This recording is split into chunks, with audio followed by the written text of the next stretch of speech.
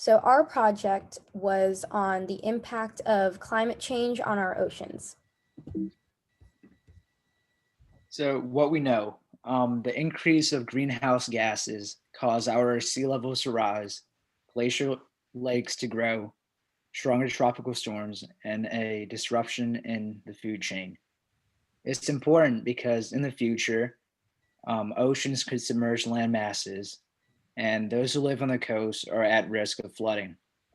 And the reason why this problem is considered a wicked problem is because there are multiple consequences and causes, no clear solution.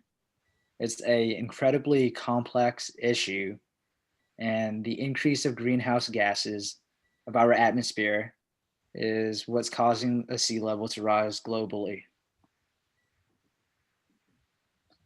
Four disciplines that contribute to climate change are microbiology, statistics, marine ecology, and Earth atmospheric planetary science. Microbiologists generally look at how microscopic organisms are affected by climate change. In a paper by Kirchman, microbiologists looked at what affects bacteria in oceans by analyzing bacterial growth data from the past. Marine ecologists figure out how marine animals are affected by climate change. In a paper we read by McIntyre, marine ecologists tracked elephant seals to see how they respond to warmer temperature waters. Earth atmospheric planetary scientists observe natural Earth processes and how they are affected by climate change. In a paper from this discipline, scientists examined the glacier calving process. Statisticians create climate change models for predictions, conduct data analysis, and examine the correlations between different variables relating to climate change. They typically use statistics to help scientists gain insights and important conclusions from their data. From the papers that we read from each discipline, statistics plays a really important role in climate change. In one paper, planetary scientists created a model. In another paper, a researcher designed a survey, and almost all the papers we read analyzed data.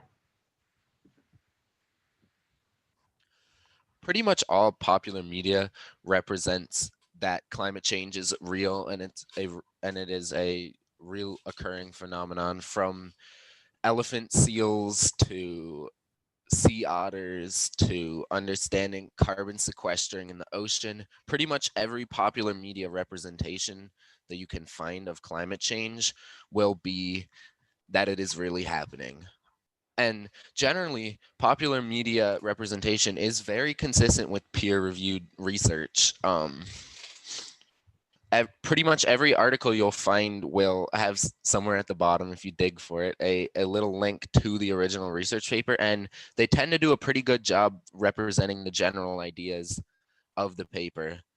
For for example, we saw one article using Google Earth data to analyze the growth uh, of glacial lakes and how that impacted the ocean, and that paper and the article written on it both uh, contain the same data. Um, but there are a couple aspects that get misrepresented. Um, for example, uncertainty is not always presented well. Uh, Many articles, whether they do it for clickbait or some other reason, tend to convey a sense of certainty in the research that they're presenting, when that is almost never the case in actuality. Some articles also choose not to represent numerical data that would be useful in understanding the research done in a paper.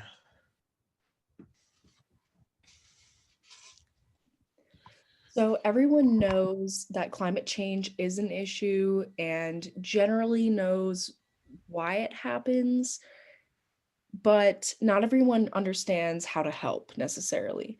It's not an issue that can easily be solved, but everyone can help decrease the effects of climate change by reducing their carbon footprint. This is actually fairly easy, and to reduce your footprint, you can use less plastic, buy more organic foods, eat less meat. You can even choose to go vegan. You can eat locally and choose not to fly if possible. You can use other forms of transportation like bikes or electric cars that will reduce your footprint.